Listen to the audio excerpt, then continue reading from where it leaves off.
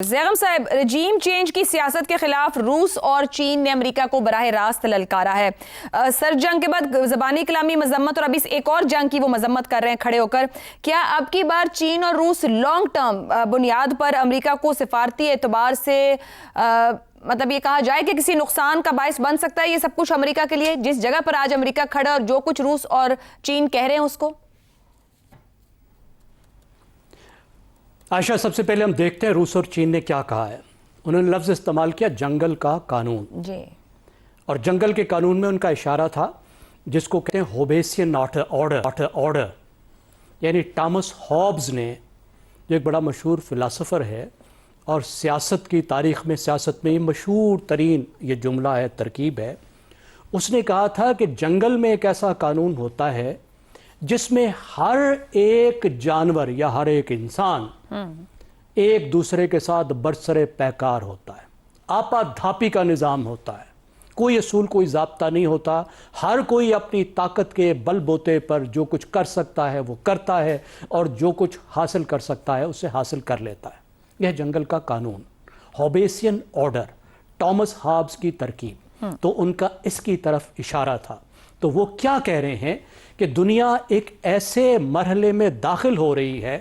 جس وقت دنیا میں قوانین باقی نہیں ہیں، جو قوانین تھے، جو اصول تھے، جو ضابطے تھے، وہ ختم ہو رہے ہیں اور ہر کوئی آپا دھاپی میں لگ گیا ہے، جس سے دنیا کو بڑا خطرہ ہے اور دنیا کو اصولوں کی ضرورت ہے، دنیا کو رول بیسڈ آرڈر کی ضرورت ہے۔ تو ایک طرف تو ان کا اشارہ یہ ہے کہ دنیا میں رول بیسڈ آرڈر جو ہیں وہ ختم ہو رہے ہیں اور کوئی رول بیسڈ آرڈر جو بننے چاہیے تھے وہ نہیں بن پائے۔ اب دیکھیں کیا وہ رول بیسڈ آرڈر، وہ جو اصولوں کا نظام تھا جس کی بار بار بات کی جاتی ہے، وہ کیا ہے؟ ظاہر ہے دوسری جنگ عظیم کے بعد جو بانی تھا اس نظام کا وہ امریکہ تھا، جو اس کا رکھوالا تھا وہ بھی اس کا امریکہ تھا۔ اب امریکہ کیا ہو گیا؟ اصول چھوڑ کر اس نے کیا بن گیا ہے؟ وہ ٹرمپ کے لیے ایک لفظ خود امریکہ میں جو استعمال ہوتا ہے، اور فارن پالیسی میگزین جو فارن افیئرز میگزین ہے، امریکہ کا سب سے معتبر جو بین الاقوامی تعلقات کا میگزین ہے، جو بہت قریب ہے امریکہ کی اپنی جو ان کی اسٹیبلشمنٹ ہے اس نے یوز کیا لفظ پریڈیٹری ہیجمان، ایسی قوت جو دوسروں پہ قبضے بھی جمانا چاہتی ہے، جو دوسروں کی ساتھ بدماشی بھی کرنا چاہتی ہے اور کچھ دینا نہیں چاہتی بلکہ ان سے چھیننا چاہتی ہے۔ یعنی امریکہ جو ہے وہ دنیا سے وسائل بھی چھیننا چاہتا ہے اور ان پر دھونس اور دھاندلی بھی جمانا چاہتا ہے ایک ساتھ میں، بجائے اس کے کہ جب وہ اصولوں کا رکھوالا تھا، کچھ دیتا بھی تھا کچھ لیتا بھی تھا، اس کا اپنا خیال تھا کہ وہ بینیولنٹ ہیجمان ہے، اپنی طاقت وہ ضرور استعمال کرتا ہے لیکن اپنی طاقت امریکہ دنیا میں اصولوں کو قائم رکھنے کے لیے استعمال کرتا ہے اور اپنی جیب سے وہ کچھ خرچ کرتا ہے۔ اس کے کچھ ثبوت بھی تھے، افغانستان میں اس نے 20 سال قبضہ کیا لیکن جیب سے $2.5 ٹریلین خرچ کیے، درست ہو گیا، $150 بلین اس نے افغانستان کی حکومت کو دیا۔ تو اس نظام کے جو 3 حصے تھے، یعنی اس کا ایک سیاسی نظام تھا جس کی سب سے بڑی چیز جو تھی وہ اقوام متحدہ تھی، پھر اقوام متحدہ کی سیکیورٹی کونسل تھی جس میں 5 بڑے تھے، وہ 5 بڑے بیٹھ کے فیصلہ کرتے تھے۔ اس وقت جو جنگ چل رہی ہے سیکیورٹی کونسل کہاں ہے؟ کہیں نہیں، ٹوٹلی ایبسنٹ ہے۔ سیکیورٹی کونسل کے کام کا ایک بڑا حصہ پاکستان جیسی ایک مڈل پار کر رہی ہے، آگ بجھانے کا کام۔ اقوام متحدہ فارغ ہو گئی، اس کے بعد دوسرا اس کا حصہ کیا تھا؟ تجارتی نظام، جس میں WTO تھا، جس میں ورلڈ بینک ہے، جس میں IMF ہے۔ اب آپ دیکھیے اس کو امریکہ نے پھینک دیا، یک طرفہ وہ پابندیاں لگا رہا ہے، تمام جو جتنے اصول تھے، ضابطے تھے، معاہدے تھے اس نے پھینک دیے، اور ساتھ اخلاقی نظام جو تھا جس میں انسانی حقوق تھی، جس کا وہ رکھوالا تھا، اخلاقی اس کو بھی اٹھا کر پھینک دیا ہے، کوئی پرواہ نہیں ہے، جینوسائیڈ چل رہا ہے اور اس کو سپورٹ کر رہے ہیں۔ تو اس خلا کی طرف یہ اشارہ کر رہے ہیں اور ظاہر ہے انہیں یہ خلا پر کرنا ہوگا۔ دنیا کی جو باقی بڑی طاقتیں ہیں وہ خلا انہیں پر کرنا ہوگا جو امریکہ نے چھوڑا ہے، اور مڈل پاس جو ہیں انہیں بھی مل کر اس خلا کو پل کرنا ہوگا اور ایک نئے اصول اور نئے ضابطے بنانے ہوں گے۔ درست ہو گیا۔ رضا رومی صاحب، جو مشترکہ اعلامیہ دیا دونوں کی جانب سے، کیا اسے امریکہ کے خلاف کھلی چارج شیٹ کہا جا سکتا ہے؟ کیا ایران جنگ نے دنیا کو 2 بلاکس میں تقسیم کر دیا ہے، ایک جانب امریکہ، دوسری جانب روس اور چائنا، یا پھر ارلی ٹو سے ہوگا یہ سب کچھ؟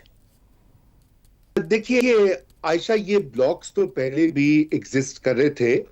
اور لیکن اس قدر شارپ ڈویژن جسے کہا جاتا ہے وہ اس جنگ کی وجہ سے ہی سامنے ابھر کر آ رہی ہے، اور اس کی وجہ یہ ہے کہ یہ والی ایران کے اوپر جو حملہ ہے اور اس سے قبل وینیزویلا کے اوپر جو کارروائی کی امریکہ نے، اس سے براہ راست چین کے معاشی مفادات جو ہیں ان پر اثر پڑا ہے، اور وہ اس طرح سے کہ وینیزویلا اور چین کی سب سے زیادہ تیل کی جو سپلائی یا سیل ہے وہ چائنا ان کا خریدار تھا، اور یہی وجہ ہے کہ اس وقت چائنا کی اور روس کی جو یہ ملاقات ہوئی ہے اور جو انہوں نے اعلامیہ جاری کیا ہے، اور جس طرح کہ انہوں نے سگنلز دیے ہیں، بڑی واضح بات ہے کہ وہ اس اجارہ داری کو اور امریکہ کی جو یونی پولر ایک وہ کیا پاور سٹرکچر ہے دنیا کے اوپر، عالمی امور کے اوپر، اس کو براہ راست چیلنج کر رہے ہیں۔ لیکن اب سوال یہ پیدا ہوتا ہے کہ کیا چین اس مقام یا اس سطح پر اس وقت موجود ہے کہ وہ ایک سپر پاور یونی پولر امریکہ کو ریپلیس کرے؟ میرے خیال سے ابھی نہیں، اور یہی وجہ ہے کہ بہت محتاط طریقے سے چین نے اپنی پاور کو پروجیکٹ بھی کیا ہے